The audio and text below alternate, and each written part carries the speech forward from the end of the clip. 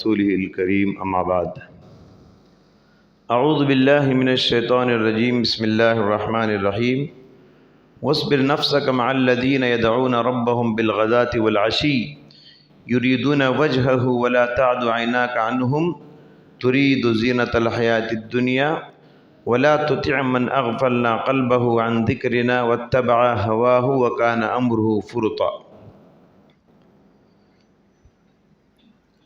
حاضرین گرامی، بعد نماز عصر سیرت صحابہ کی نشست ہے۔ انشاءاللہ آج نیک لوگوں کے صحبت کی اہمیت کیا ہے، نیک لوگوں کی سیرتوں کو پڑھنے، جاننے اور سننے کی اہمیت کیا ہے، اس سلسلے میں ہماری گفتگو ہوگی۔ سورہ کہف کی آیت کریمہ میں نے آپ کے روبرو تلاوت کیا۔ سورہ کہف ہر جمعہ ہم پڑھتے ہیں۔ جنت سے قریب کرنے والی تعلیمات ہیں اس میں، اللہ سے قریب کرنے والی تعلیمات ہیں اس میں، کیسے لوگوں کے ساتھ دوستی کرنی چاہیے اس صورت میں بڑی اچھی تعلیمات دی گئی ہیں۔ اللہ تعالیٰ نے فرمایا وَاصْبِرْ نَفْسَكَ، اے پیغمبر آپ اپنے آپ کو ان لوگوں کے ساتھ جوڑ لیجئے، ان لوگوں کے ساتھ باندھ لیجئے جو لوگ صبح شام اللہ کو پکارتے ہیں۔ تو کن لوگوں کے ساتھ رہنے کی تعلیم دی گئی؟ جو لوگ صبح شام اللہ کو یاد کرتے ہیں۔ پیغمبر سے مخاطب ہو کر اللہ بات کر رہا ہے، لیکن حقیقت میں اس آیت میں اللہ ہر امتی سے بات کر رہا ہے۔ ہر امتی، قرآن کا ہر قاری اس آیت کا مخاطب ہے، ہر مسلمان اس آیت کا مخاطب ہے۔ نیک لوگوں کی صحبت، متقیوں کی معیت، اللہ والوں کی رفاقت، اللہ والوں سے دوستی، اس کی بڑی اہمیت ہے، اس کی بہت ضرورت ہے۔ زندگی میں نیک صحبت کی بڑی اہمیت ہے۔ کیوں؟ اس لیے کہ انسان جس کے ساتھ رہتا ہے، انسان جس کے ساتھ اٹھتا بیٹھتا ہے، انسان جس کے ساتھ صبح شام گزارتا ہے، زندگی کے اوقات گزارتا ہے، زندگی میں اس کا اثر بھی قبول کرتا ہے۔ نیک لوگوں کے ساتھ رہے گا، نیک اثر قبول کرے گا، برے لوگوں کے ساتھ رہے گا، برا اثر قبول کرے گا۔ کہا جاتا ہے جیسی سنگت ویسی رنگت۔ پیارے نبی صلی اللہ علیہ وسلم نے صحیح بخاری کی حدیث میں بڑی پیاری مثال دی ہے کہ مثل الجلیس الصالح والجلیس السوء، اچھے دوست کی اور برے دوست کی مثال۔ اچھے دوست کی مثال عطر بیچنے والے کی ہے۔ عطر بیچنے والے کے پاس آپ بیٹھیں گے، آپ خریدو نہ خریدو، اس کے پاس بیٹھنے سے آپ کے کپڑوں میں بھی خوشبو آئے گی یا وہ خود آپ کو عطر لگائے گا۔ برے دوست کی مثال یہ ہے نافخ الکیری، بھٹی والا جو کوئلہ جلاتا ہے، انگار جلاتا ہے، دراتی چھری بناتا ہے، لوہا جلا کے اس میں سے چنگاریاں نکلتی رہتی ہیں، دھواں نکلتے رہتا ہے۔ وہاں جا کے آپ پاک صاف کپڑے پہن کے بیٹھیں گے، یا تو آپ کے کپڑوں کو چنگاریاں لگ کے سوراخ پڑیں گے یا تو دھواں لگ کے آپ کے کپڑے کالے ہو جائیں گے۔ تو جیسی سنگت ویسی رنگت، اسی لیے یہ قاعدہ بتایا گیا ہے، اصول بتایا گیا ہے کہ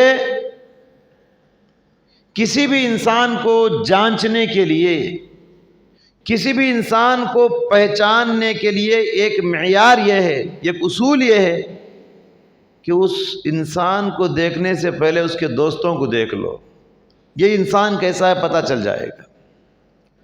اس کے دوستوں کو دیکھ کر اس انسان کی اخلاق، اس کے عادات، اس کے اطوار، اس کے طور طریقے، اس کے کیریکٹر آپ پہچان سکتے۔ تو یہ زندگی کا لوگوں کو پہچاننے کا اصول ہے کہ اس کے تعلقات کیسے لوگوں کے ساتھ ہیں، اس کا اٹھنا بیٹھنا کیسے لوگوں کے ساتھ ہے۔ اسی لیے ہماری اسلامی شریعت نے اچھے لوگوں کے ساتھ رہنے کے لیے ابھارا ہے، نیک لوگوں کے ساتھ رہو۔ یہ ایک صحابی کو پیارے نبی صلی اللہ علیہ وسلم نصیحت کرتے ہوئے فرماتے ہیں، لا تصاحب الا تقی، نیک لوگوں کے ساتھ ہی رہو، لا تصاحب الا مؤمنا، دوستی صرف مومن سے کرو، ایمان والوں سے دوستی کرو، ولا یاکل طعامک الا تقی، اور تمہارے دسترخوان پہ صرف متقی بیٹھ کے کھائے۔ تم صرف متقیوں کو، نیک لوگوں کو کھانا کھلاؤ۔ یہ دونوں ایک دوسرے کے لازم و ملزوم ہیں، مومن اور متقی جس کو آپ دسترخوان پہ بٹھاتے ہیں، کیونکہ جو آپ کا دوست ہوگا، جو آپ کے ساتھ رہتا ہوگا، وہی آپ کے دسترخوان پہ بیٹھے گا اور آپ کا کھانا کھائے گا۔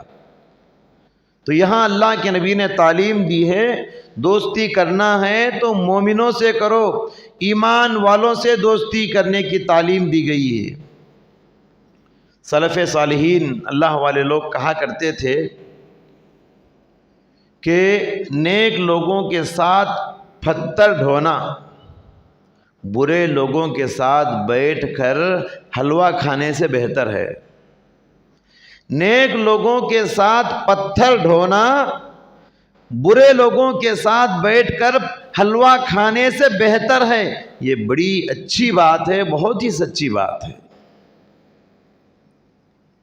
دوستی کا تعلق اگر تقوی سے ہو، دوستی کی بنیاد تقوی پر ہونا چاہیے۔ اگر تقوی پر دوستی کی بنیاد ہو تو یہ دوستی موت سے ختم نہیں ہوتی، بلکہ قیامت کے دن بھی یہ دوستی قائم رہتی ہے۔ اللہ نے فرمایا الاخلاء یومئذ بعضهم لبعض عدو الا المتقین، ساری دوستیاں قیامت کے دن دشمنیوں میں بدل جائیں گی، سوائے وہ دوستی جس کی بنیاد ایمان پر ہو، نیکی پر ہو، تقوی پر ہو۔ آپ کسی سے دوستی کرتے ہیں اس لیے کرو کہ ایمان والا ہے، نیک ہے، متقی ہے، نمازی، یہ دوستی مرنے کے بعد بھی، قیامت کے دن بھی آپ کو کام آئے گی۔ اس کے علاوہ جو دوستیاں ہیں نا، پیسے کی بنیاد پر، خوبصورتی کی بنیاد پہ، دنیا کی مادیت کی بنیاد پہ، یہ دوستیاں موت کے ساتھ ختم ہو جائیں گی۔ اور دوستی کا تعلق نیک لوگوں کے ساتھ اس لیے بھی رہنا ہے کیونکہ پیارے نبی نے فرمایا المرء مع من احب، آدمی قیامت کے دن ان لوگوں کے ساتھ ہوگا جن سے دنیا میں وہ محبت کرتا تھا۔ دنیا میں ان نیک لوگوں سے محبت کرتا تھا، حضرت ابو بکر سے محبت کرتا تھا، تو قیامت کے دن بھی انہی کے ساتھ ہوگا، نیک نمازیوں کے ساتھ ہوگا۔ اگر دنیا میں ابو جہل سے محبت کرتا ہو، ابو لہب سے محبت کرتا ہو، شرابیوں کے ساتھ، زانیوں کے ساتھ اڑتا بیٹھتا ہو، تو قیامت کے دن انہی کے ساتھ اٹھے گا۔ المرء مع من احب، آپ نے فرمایا کہ آدمی قیامت کے دن ان لوگوں کے ساتھ ہوگا جن سے دنیا میں ان کی دوستی ہے۔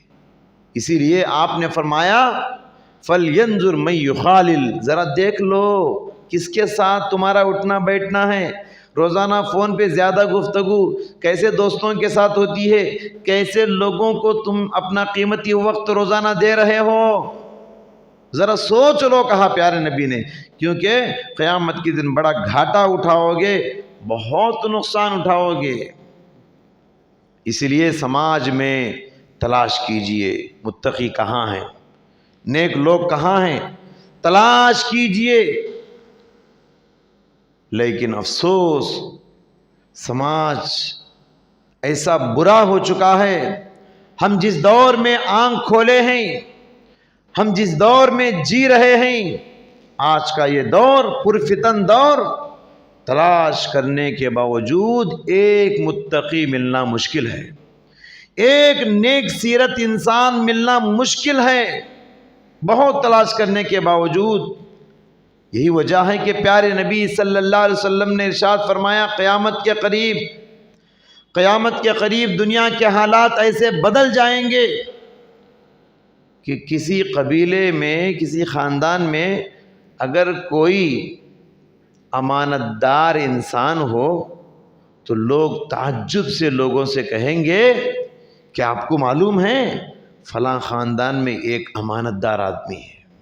یہ حالت ہو جائے گی قیامت کے قریب، کسی خاندان میں امانت دار اور نیک انسان ہو، لوگ تعجب سے بولیں گے فلاں خاندان میں ایک نیک آدمی ہے۔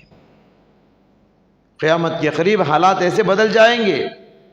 اب کرے تو کیا کرے، اس زمانے میں نیک لوگ ملتے نہیں، ہر طرف بناوٹی کردار ہیں، بناوٹی داڑیاں، بناوٹی جبے، بناوٹی شری، بناوٹی پگڑیاں، بناوٹی کردار ہے، کردار کا فقدان ہے، نیک لوگ تلاش کرنے کے باوجود ملتے نہیں، تو کرے تو کیا کریں؟